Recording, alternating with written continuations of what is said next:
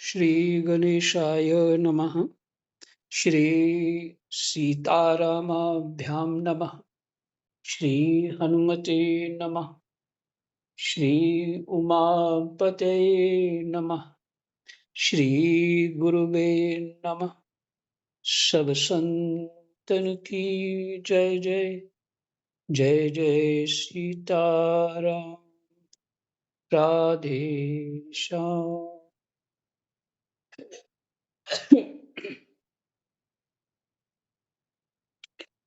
षष्ठ स्कंध अध्याय 16वां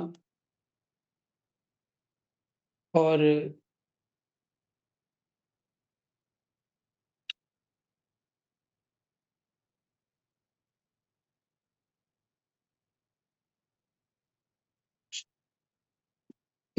41 श्लोक तक पाठ हो चुका है। 41 से ही शुरू करते हैं। ये तो आप प्रसंग सुन रहे, ये कौन बता रहे? ये महाराज चित्रकेतु सुना रहे,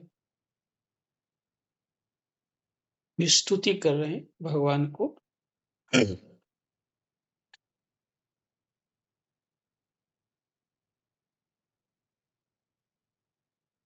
वह भागवत धर्म इतना शुद्ध है कि उसमें सकाम धर्मों के समान मनुष्यों की वह विषम बुद्धि नहीं होती।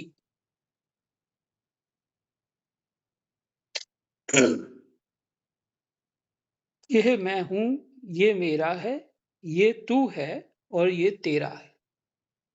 इसके विपरीत जिस धर्म के मूल में ही विषमता का बीज बो दिया जाता है, वह तो अशुद्ध, नाशवान और अधर्म बहुल होता है।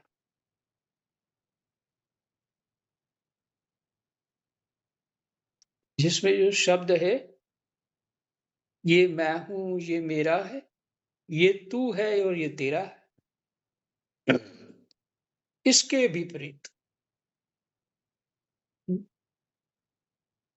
जिस धर्म के मूल में अच्छा ये नहीं होता, ये मैं हूं, ये मेरा है, ये तू है और ये तेरा है, भागवत धर्म में ये नहीं होता। और इसके विपरीत मैंने उल्टा, जिस धर्म के मूल में ही विषमता का बीज बो दिया जाता है, वह तो अशुद्ध, नाशवान और अधर्म बाहुल है, अधर्म बहुल है, होता है।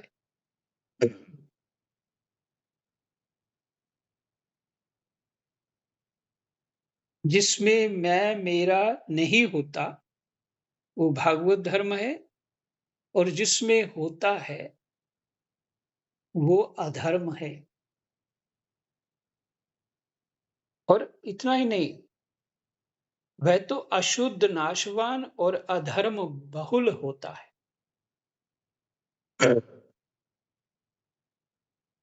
गंभीरता से शब्दों को पकड़ें।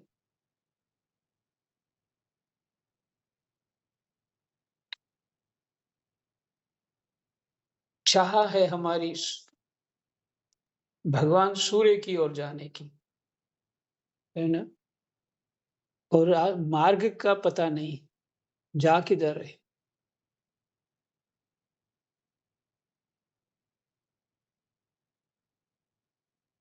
ये श्लोक, ये इस दशा को, जो समाज की दशा है, उसको ये पूर्ण रूप से प्रकट कर देता है।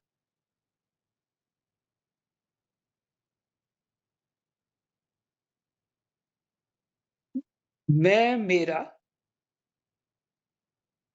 भागवत धर्म में, भागवत धर्म का पालन करते करते ये मिट जाता है, समत्व बुद्धि में प्राप्त होता है।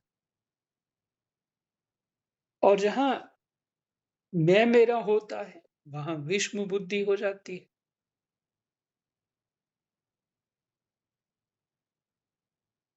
और जब विषम बुद्धि हो जाती है, विष मैंने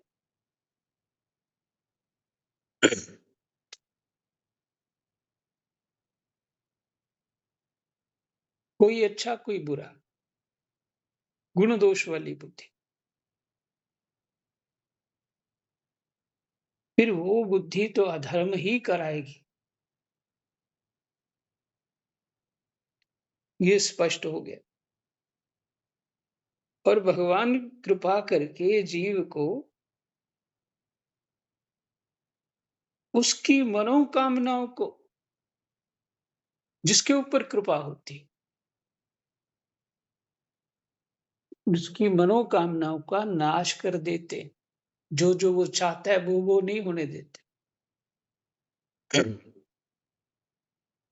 क्योंकि वो अधर्म बहुल है। सकाम धर्म अपना और दूसरे का भी अहित करने वाला है।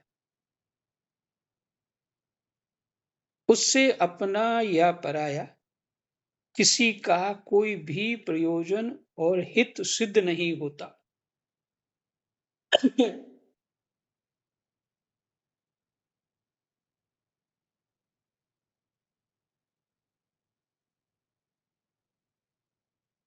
फिर से, सकाम धर्म अपना और दूसरे का भी अहित करने वाला है।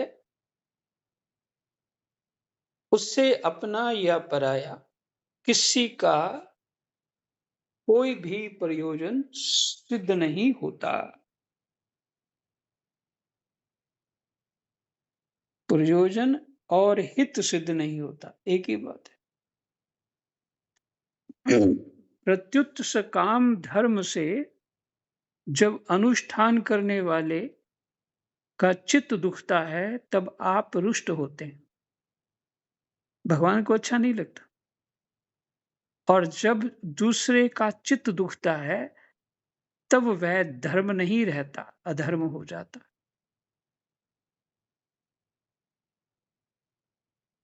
बहुत मार्मिक बात है। जब दूसरे का चित्त दुखता है, वही कर्म फिर धर्म नहीं रहता, अधर्म हो जाता है। भगवान, आपने जिस दृष्टि से भागवत धर्म का निरूपण किया है, वह कभी परमार्थ से विचलित नहीं होती। वह दृष्टि परमार्थ से विचलित नहीं होती। भगवान, आपने जिस दृष्टि से भागवत धर्म का निरूपण किया है, वह कभी परमार्थ से विचलित नहीं होती। इसलिए जो संत पुरुष चर अचर समस्त प्राणियों में समदृष्टि रखते, वे ही उसका सेवन करते हैं।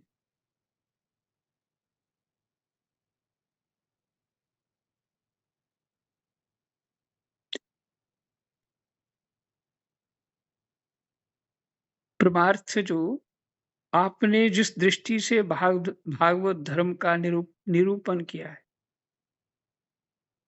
वह कभी परमार्थ से विचलित नहीं होती। इसलिए जो संत पुरुष चर अचर समस्त प्राणियों में समदृष्टि रखते हैं, वे ही उसका सेवन करते। उस दृष्टि में संत पुरुष ही रहते हैं। ये भाव हो गया।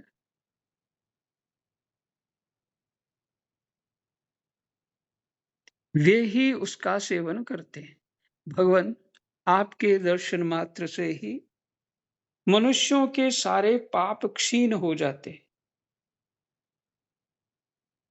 यह कोई असंभव बात नहीं है। आपके दर्शन मात्र से ही मनुष्यों के सारे पाप क्षीण हो जाते हैं।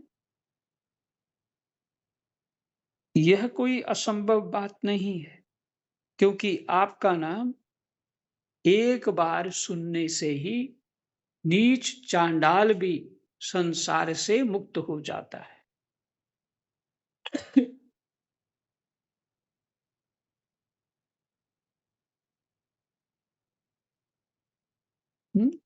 एक बार सुनने से ही नीच चांडाल भी संसार से मुक्त हो जाता है। भगवान, इस समय आपके दर्शन मात्र से ही मेरे अंतःकरण का सारा मल धुल गया है। सो ठीक ही है, क्योंकि आपके अनन्य प्रेमी भक्त देवऋषि नारद जी ने जो कुछ कहा है वह मिथ्या कैसे हो सकता है। हे अनंत, आप संपूर्ण जगत के आत्मा हैं, अतएव संसार में प्राणी जो कुछ करते हैं वह सब आप जानते ही रहते हैं।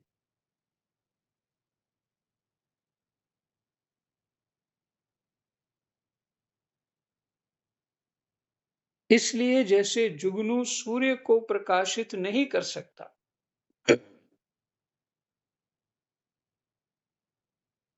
इसलिए जैसे जुगनू सूर्य को प्रकाशित नहीं कर सकता,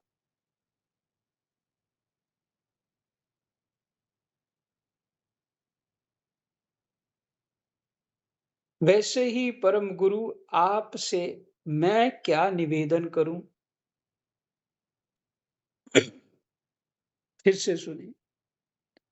संसार में संसार में प्राणी जो कुछ करते हैं वे सब आप जानते ही रहते हैं।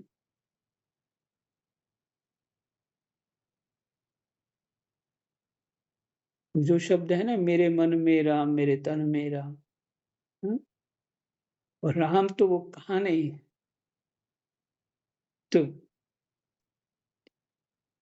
आंख भी जो देख पाती है वो भगवान की शक्ति से ही देख पाती है। कान भी जो सुन पाता है भगवान की शक्ति से। मन भी जो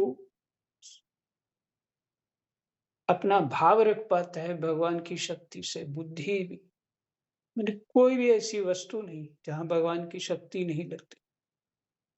तो और इस सब में जीव अपने अहंकार को लेके जो कर्म करेगा भगवान से कहाँ छुप पाएगा। इसलिए कहा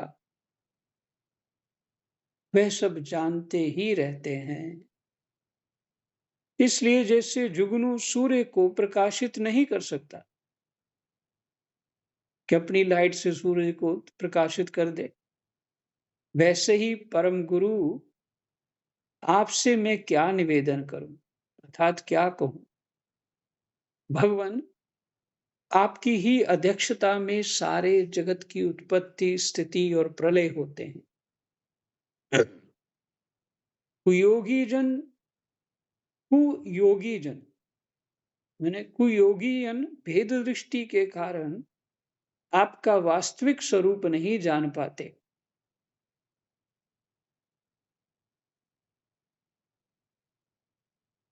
आपका स्वरूप वास्तव में अत्यंत शुद्ध है।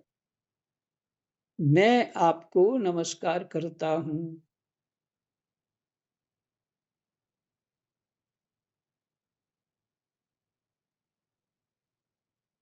देखिए, विषयों से शुद्धि हो जाएगी, कामनाओं से रहित हो जाएंगे तो योगी हो जाएंगे। और कामना से युक्त हो जाएंगे और विषयों में रत विषयों में, हाँ, रति होगी तो कुयोगी हो जाएंगे।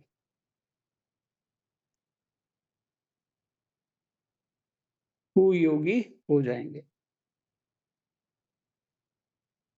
मैं आपको नमस्कार करता हूं। आपकी चेष्टा से शक्ति प्राप्त करके ही ब्रह्मा आदि लोकपालगण चेष्टा करने में समर्थ होते हैं। चेष्टा करने में समर्थ होते हैं, उन्हें एक्ट कर पाते हैं।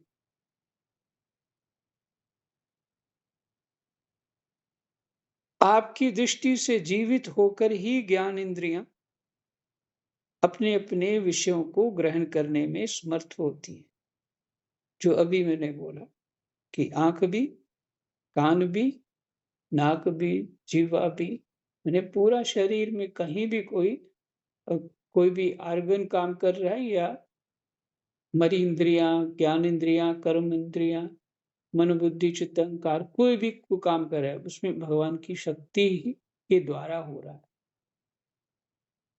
जैसे बहुत सारे यंत्र हैं, एसी है, पंखा है, हीटर है, इस तरह से इलेक्ट्रिक जितने यंत्र होते हैं वो बिजली से चलते हैं। पर यंत्र अपना-अपना जिस कार्य अलग-अलग एक ही बिजली से अलग-अलग कार्य होते हैं उनसे। कभी वही लाइट से वो ठंडा कर देते हैं, तो लाइट से ही गर्म भी कर देते हैं। तो तो भगवान कहाँ नहीं हैं?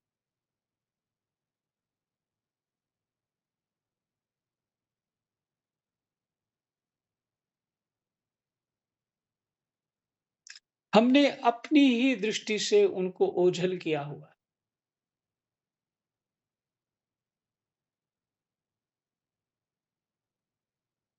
भगवान तो प्रत्यक्ष हैं, पर हमारी दृष्टि अज्ञान रूपा है, इसलिए स्वतः ही उसको ओझल करके बैठे।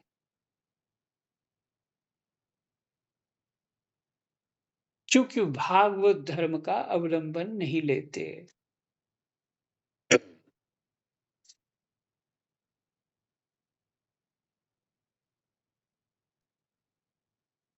यह भूमंडल आपके सिर पर सरसों के दाने के समान जान पड़ता है। मैं आप सहस्त्र शीर्षा भगवान को बार-बार नमस्कार करता हूँ। भगवान संकर्षण की स्तुति हो रही। श्री सुखदेव जी कहते हैं, परीक्षित, जब विद्याधरों के अधिपति चित्रकेतु ने अनंत भगवान की इस प्रकार स्तुति की, तब उन्होंने प्रसन्न होकर उनसे कहा, श्री भगवान ने कहा, चित्रकेतु, देवऋषि नारद और महर्षि अंगिरा ने तुम्हें मेरे संबंध में जिस विद्या का उपदेश दिया है, भगवान ने कहा, चित्रकेतु, देवऋषि नारद और महर्षि अंगिरा ने तुम्हें मेरे संबंध में जिस विद्या का उपदेश दिया है, उससे और मेरे दर्शन से तुम भली भांति सिद्ध हो चुके हो। मैं ही समस्त प्राणियों के रूप में हूं, मैं ही उनका आत्मा हूं और मैं ही पालन करता भी हूं। शब्द ब्रह्म अर्थात वेद, वेद और परब्रह्म दोनों ही मेरे सनातन रूप हैं।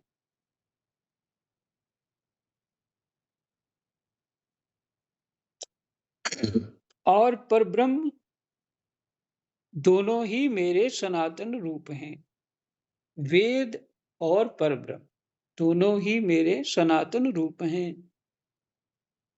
आत्मा कार्य कारणात्मक जगत में व्याप्त है। हमारी जो आत्मा है, कार्य कारणात्मक जगत में व्याप्त है। इस जगत में व्याप्त है। कार्य कारणात्मक कुछ विशेष शब्द नहीं है, सरल शब्द है, जो भी प्रकृति में हो रहा है,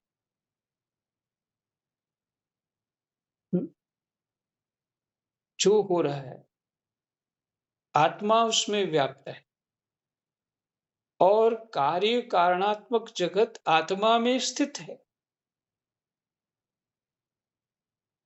हाँ,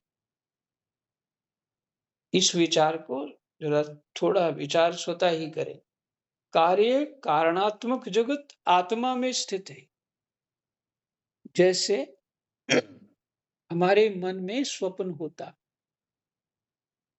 वहां कोई दूसरा नहीं होता।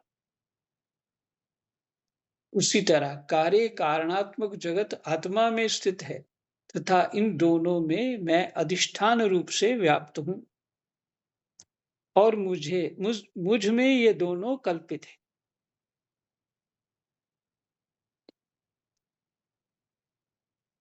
थोड़ा सा जितना शब्द आपने सुने उतना ही समझ आएगा ये, पर है बहुत गहरा। पर जिस तरह से आप लोगों ने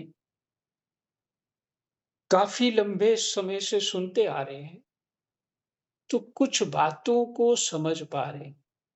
जिसे आप सबने कहा सुबह कि बात समझ में आई, तो कितना समय लगा उसमें? हुँ? शास्त्र की दृष्टि को समझने के लिए कितना समय लगा? सीधा ही बोल दिया जाता। ये सब और जितना भी शुद्धि की हमारी बुद्धि की भागवत जी ने, फिर वो ना सुना कर के सीधे ही ये शब्द बोल दिया जाते, तो आपको समझ नहीं आती वो बात। लेकिन अब हृदय में बैठ गई। उसी तरह ये जो 52 श्लोक है, इसको बार-बार सुनने से थोड़ा समझ में और अपने चिंतन के द्वारा ही समझ आता है। उन्हें स्वयं करना पड़ेगा, सोचना पड़ेगा उसके बारे में। जैसे स्वप्न में सोया हुआ पुरुष स्वप्नांतर होने पर संपूर्ण जगत को अपने में ही देखता है और स्वप्नांतर टूट जाने पर स्वप्न में ही जागता है तथा अपने को संसार के एक कोने में स्थित देखता है, परंतु वास्तव में वह भी स्वप्न ही है। वैसे ही जीव की जागृत आदि अवस्थाएं परमेश्वर की ही माया हैं। ज्यों जानकर सबके साक्षी मायातीत परमात्मा का ही स्मरण करना चाहिए। देखिए, पता नहीं क्यों ऐसा मुझे या कुछ ऐसा होता ही है या कोई कारण क्या है, बुद्धि में वही बात पहले आ जाती है जो आगे बोली है ना अभी। पहली स्वपन की बात में मैंने जो सुनाई थी, तो जब उससे मुझे ये पुष्टि हो जाती है कि हाँ, मेरी समझ ठीक काम कर रही है अभी तो, मेरे मेरे को पुष्टि हो जाती है। तो स्वपन वाली बात जो है कि आत्मा में जगत है और कार्य कारणात्मक जगत में व्याप्त है और कार्य कारणात्मक जगत आत्मा में स्थित है तथा इन दोनों में मैं अधिष्ठान रूप से व्याप्त हूँ। भगवान कहते हैं इन दोनों में मैं ही हूँ और मुझ में ये दोनों कल्पित हैं। और फिर स्वप्न वाली बात आपने जान ली। यों जानकर सबके साक्षी मायातीत परमात्मा का ही स्मरण करना चाहिए। सोया हुआ पुरुष जिसकी सहायता से अपनी निद्रा और उसके अतीन्द्रिय सुख का अनुभव करता है। हम्म, सोया हुआ पुरुष जिसकी सहायता से अपनी निद्रा और उसके अति इंद्रिय सुख का अनुभव करता है, वह ब्रह्म मैं ही हूं। निद्रा में जो सुख होता है, उसका जो अनुभव करता है वह ब्रह्म मैं ही हूं। उसे तुम अपनी आत्मा समझो। पुरुष निद्रा और जागृति इन दोनों अवस्थाओं का अनुभव करने वाला है। वह उन अवस्थाओं में अनुगत होने पर भी वास्तव में उनसे पृथक है। वह सब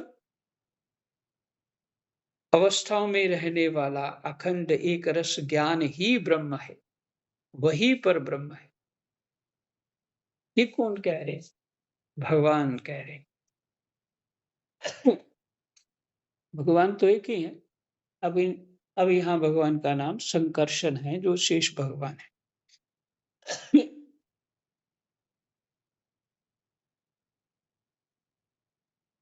जब जीव मेरे स्वरूप को भूल जाता है, तब वह अपने को अलग मान बैठता है।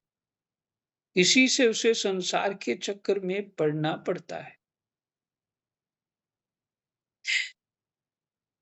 कितनी बार पीछे ये बात कह चुके हैं, फिर भी जब जीव मेरे स्वरूप को भूल जाता है, तब वह अपने को अलग मान बैठता है। मैं कौन हूँ? जब जैसे ही भूलता है, तो संसार खड़ा हो जाता है। स्वप्न आना शुरू हो जाता है फिर संसार का। माने वो संसार में बनना, बनाना, करना, ये करना, वो करना, दिखना, दिखाना, ये सब कुछ शुरू कर देता है। हुँ, तब वह अपने को अलग मान बैठता है, जब अपना स्वरूप भूलता है। इसी से उसे संसार चक्कर में पड़ना पड़ता है और जन्म पर जन्म तथा मृत्यु पर मृत्यु होती रहती है।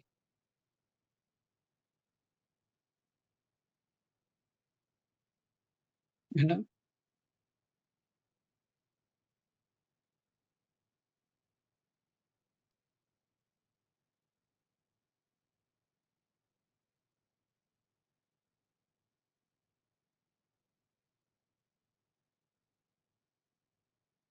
ये जो इसके विपरीत जिस धर्म के अ, जो भागवत धर्म है, उसको भूलता है जब जीव, है ना? तो फिर भीष्म बुद्धि हो जाती है, विषम बुद्धि, विषम बुद्धि। भीष्म नहीं, विषम बुद्धि होती है। तब मैं मेरा, तू तेरा, ये आरंभ हो कर देता है और फिर राग, द्वेष सब कुछ करता है और शरीर को ही अपना मान बैठता है। यही भूल हो जाती है। इसलिए यहाँ जो पीछे कहा, वही भगवान कह रहे हैं, जो चित्रकेतु ने कहा।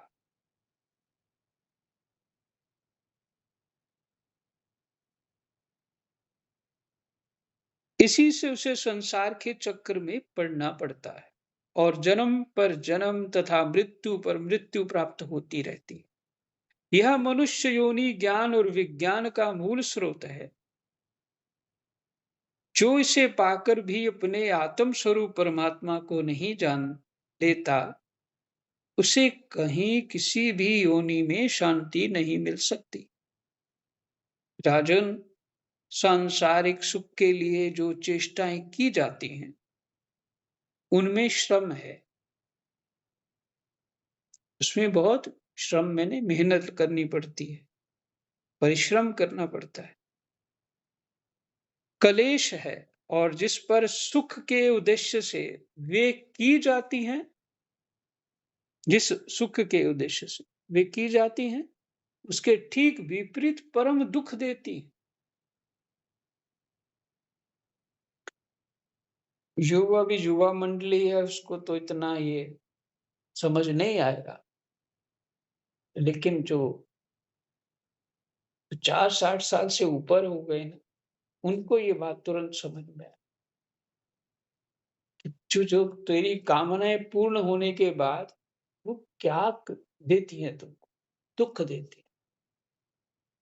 तुमने ही तो सोचा था कि महल मेरा बन जाए, सभी सुखी रहें। अब महल के लिए लड़ाई हो रही है। अपने पराए बच्चे सब उसी के लिए लगे, है ना? ये उससे उसके ठीक विपरीत परम दुख देती हैं, किंतु कर्मों से निवृत्त हो जाने में किसी प्रकार का भय नहीं है। ये सोचकर बुद्धिमान पुरुष को चाहिए कि किसी प्रकार के कर्म अथवा उनके फलों का संकल्प ना करे। जगत के सभी स्त्री पुरुष इसलिए कर्म करते हैं कि उन्हें सुख मिले और उनका दुखों से पिंड छूटे। ये भगवान कह रहे हैं, संकर्षण भगवान। परंतु उन कर्मों से ना तो उनका दुख दूर होता है और ना उन्हें सुख की ही प्राप्ति होती है। जो मनुष्य अपने को बहुत बड़ा बुद्धिमान मानकर कर्म के पचड़ों में पड़े हुए हैं, उनको विपरीत फल मिलता है। यह बात समझ लेनी चाहिए। साथ ही ये भी जान लेना चाहिए कि आत्मा का स्वरूप अत्यंत सूक्ष्म है।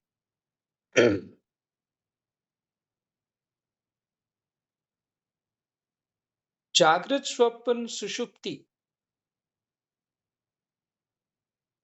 ये तो सबको पता ही है। अब तो व्याख्या क्या करें।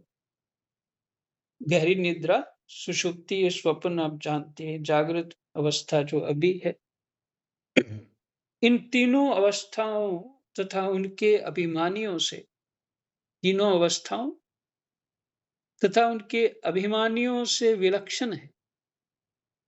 ये जानकर इस लोक में देखे और परलोक के सुने हुए विषय भोगों से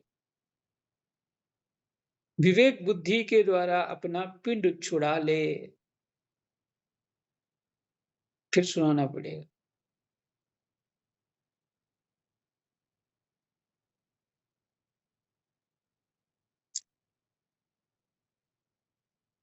जो मनुष्य अपने को बहुत बड़ा बुद्धिमान मानकर कर्म के पचड़ों में पड़े हुए हैं, उनको विपरीत फल मिलता है।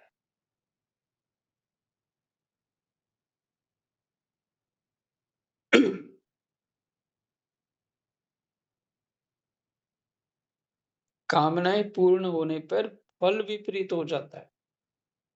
ये बात समझ लेनी चाहिए। साथ ही ये भी जान लेना चाहिए कि आत्मा का स्वरूप अत्यंत सूक्ष्म है। जागृत, स्वप्न, सुषुप्ति, ये तीन अवस्थाएं हैं तथा इनके अभिमानियों से विलक्षण है। ये अभिमान कौन से हैं? अभिमान अभिमानियों से विलक्षण है।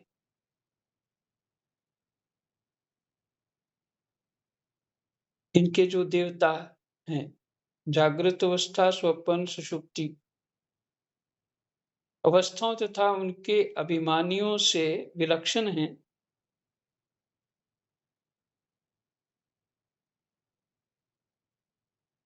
ये जानकर इस लोक में देखे और परलोक के सुने हुए विषय भोगों से विवेक बुद्धि के द्वारा अपना पिंड छुड़ा ले। लोक और परलोक के जो विषय तुमने सुन रखे हैं, उससे अपना पिंड छुड़ा लो, ये भाव है। संसार के सुख और स्वर्ग के सुख इत्यादि इस पचड़े में मत पड़ो और ज्ञान तथा विज्ञान में ही संतुष्ट रहकर मेरा भक्त हो जाए।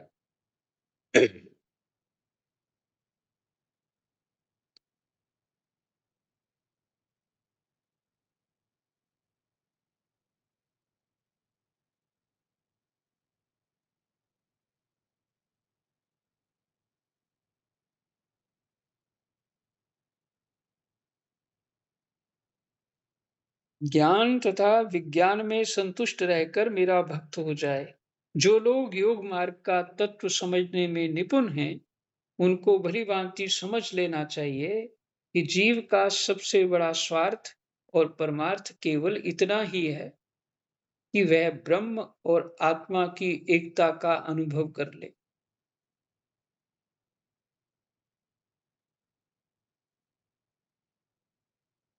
सबसे बड़ा स्वार्थ और परमार्थ यही है। राजन, यदि तुम मेरे इस उपदेश को सावधान होकर श्रद्धा भाव से धारण धारण करोगे, तो ज्ञान एवं विज्ञान से संपन्न होकर शीघ्र ही सिद्ध हो जाओगे। श्री सुखदेव जी कहते हैं, राजन, जगत गुरु विश्वात्मा भगवान श्री हरि चित्रकेतु को इस प्रकार समझा बुझाकर उनके सामने ही वहां से अंतर्धान हो गए। जय जय सीताराम, राधे श्याम।